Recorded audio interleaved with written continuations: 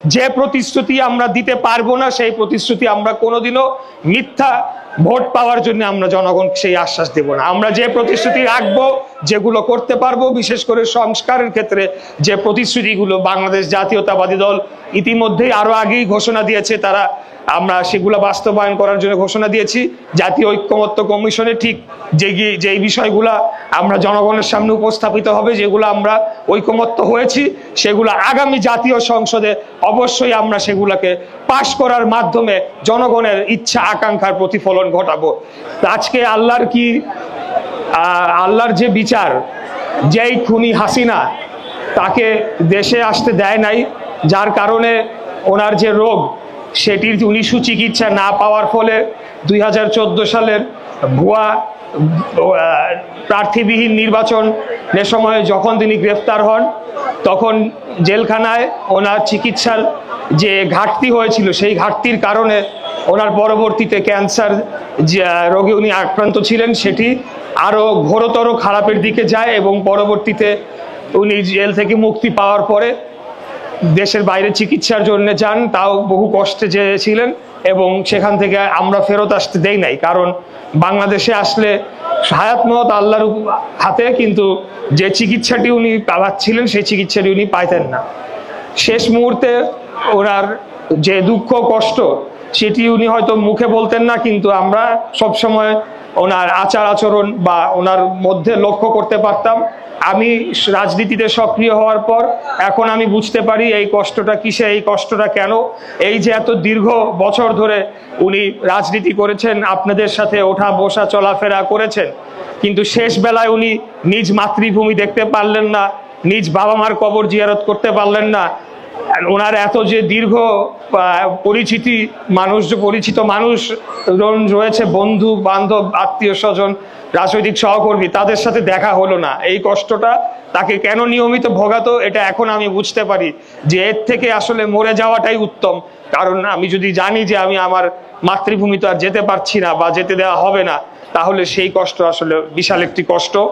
আজকে যে খুনি হাসিনার এইটার জন্য দায়ী মূলত দেখেন আল্লাহর কি ইচ্ছা এবং ভাগ্যের কি নির্মম পরিহাস। সে এখন বিদেশে গিয়ে আছে, তার কি বাংলাদেশে মৃত্যু হবে কিনা, বাংলাদেশে তার দাফন হবে কিনা, সেটা এখন অনিশ্চিত হয়ে পড়েছে। আর আমরা বাংলাদেশ জাতীয়তাবাদী দল বিএনপি, শহীদ রাষ্ট্রপতি জিয়াউর রহমানের আদর্শের দল, দেশনেত্রী বেগম খালেদা জিয়া, যিনি শত প্রতিকূলতা শত বাধা সত্ত্বেও উনি দেশ ছেড়ে যান নাই, উনি কারাবরণ করেছেন বছরের পর বছর, নিজ মাতৃভূমি ছেড়ে তিনি যান নাই। তা আমরা বলতে চাই যে আগামী দিনে এরই থেকে আমরা অনুপ্রেরণা নিয়ে আমরা একটি পরিশুদ্ধ এবং নতুন রাজনীতি, যেটি বলা হচ্ছে একটি নতুন বাংলাদেশ বিনির্মাণের জন্য আমরা কাজ করে যাব। আপনারা নিশ্চয়ই গতকাল লক্ষ্য করেছেন, বাংলাদেশ জাতীয়তাবাদী দলের পক্ষ থেকে 243টি 36 ও 38 একটি সংখ্যা প্রার্থী প্রাথমিকভাবে বাছাই করা হয়েছে। সেখানে ঢাকা 6 আসন, যেটা বৃহত্তর সূত্রাপুর কোতোয়ালি ছিল, এখন সূত্রাপুর, গ্যান্ডারিয়া, ওয়ারী, কোতোয়ালি এবং বংশাল এই দুটি থানার আংশিক নিয়ে গঠিত। সেই আসন থেকে আমি ইশরাক হোসেন, আমার বাবা সাদেক হোসেন খোকা, আমাকে ধানের শীষের পক্ষ থেকে, বাংলাদেশ জাতীয়তাবাদী দলের পক্ষ থেকে প্রাথমিকভাবে মনোনয়ন দেওয়া হয়েছে। আলহামদুলিল্লাহ। আমি আপনাদেরকে, আপনি হাততালি দিবেন না, আমি আপনাদেরকে বলতে চাই এটি একটি দায়িত্ব হিসাবে বলছি আলহামদুলিল্লাহ। এটা কোনো পুরস্কার না, এটা কোনো এমন কোনো বিষয় হয়ে যায় না যে আমাদেরকে এখন এটা নিয়ে বিজয় মিছিল করা বা আনন্দ করার মতো কোনো কিছু হয়ে যায় নাই। এটা এখন আমাদের একটা দায়িত্ব, বিশেষ করে এই আসনের যারা ভোটাররা রয়েছেন, যে কোনো উপায় আমরা ভোটারদেরকে মন জয় করে, ভোটারদের সংগঠিত করে এই আসনটি যাতে আমরা দলের যে আমাদের উপর আস্থা রেখেছে সেই আস্থার প্রতিদান দেই এবং এই আসনটি বিজয়ী করে নিয়ে এসে আমাদের নেতা দেশ তারেক রহমানের হাতকে শক্তিশালী করার জন্য, উনি যাতে আগামীতে রাষ্ট্র ক্ষমতায় যেতে পারেন, বাংলাদেশকে সংস্কার করতে পারেন, বাংলাদেশের প্রধানমন্ত্রী হতে পারেন, সেই লক্ষ্যে আমরা কাজ করে যাব ইনশাআল্লাহ।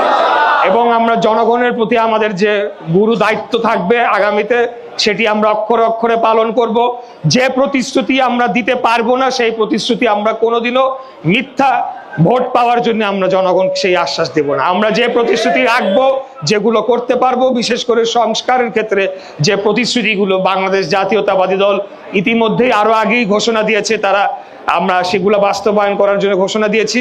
জাতীয় ঐক্যমত্য কমিশনে ঠিক যেই বিষয়গুলা আমরা জনগণের সামনে উপস্থাপিত হবে, যেগুলো আমরা ঐকমত্য হয়েছি, সেগুলো আগামী জাতীয় সংসদে অবশ্যই আমরা সেগুলোকে পাশ করার মাধ্যমে জনগণের ইচ্ছা আকাঙ্ক্ষার প্রতিফলন ঘটাবো এবং পরবর্তীতে বাংলাদেশকে এই ফ্যাসিবাদ মুক্ত পরবর্তী সময় নতুন করে বিনির্মাণ করার জন্য, বাংলাদেশের অর্থনৈতিক সামগ্রিকভাবে উন্নয়ন ঘটানোর জন্য আমাদের নেতা দেশনায়ক তারেক রহমানের নেতৃত্বে ভিশন 2030 দেশনেত্রী বেগম খালেদা জিয়া যে দিয়েছিলেন, সেখান থেকে শুরু করে আমাদের সর্বশেষ 31 দফার রাষ্ট্র পুনর্গঠনের যে আমরা প্রতিশ্রুতি করেছি, সেটি বাস্তবায়নে সেটি বাস্তবায়ন করার জন্য আমরা কাজ করে যাব। এবং আমি সকলকে আবারও বলতে চাই যে আপনারা আমার বাবার জন্য দোয়া করবেন। আজকে হয়তো তিনি থাকলে আমি হয়তো রাজনীতিতে আসতাম না, নির্বাচনটা তারই করার কথা ছিল। আমাদের দল, আমাদের নেতা, আমাদের নেত্রী দেশনেত্রী বেগম খালেদা জিয়া, আমাদের নেতা দেশনায়ক জনাব তারেক রহমান হয়তো ওনার কথাই চিন্তা করে আমাকে সেই সুযোগটি দিয়েছেন। আমি আপনাদেরকে পাশে পেতে চাই, যাতে আমার বাবার অসমাপ্ত কাজগুলো সম্পন্ন করতে পারি, যেটি জনকল্যাণে হবে, যেটি বাংলাদেশের স্বাধীনতা সার্বভৌমত্ব রক্ষার জন্য কাজ করবে। সেই কাজগুলো আপনাদেরকে সাথে নিয়ে করে যেতে চাই। এটা বলে আমি আমার আজকে বক্তব্য শেষ করছি। খোদাফেজ, সবাই ভালো থাকবেন। বাংলাদেশ জিন্দাবাদ, বাংলাদেশ জাতীয়তাবাদী দল জিন্দাবাদ। তারুণ্যের প্রথম ভোট ধানের শীষের জন্য হোক।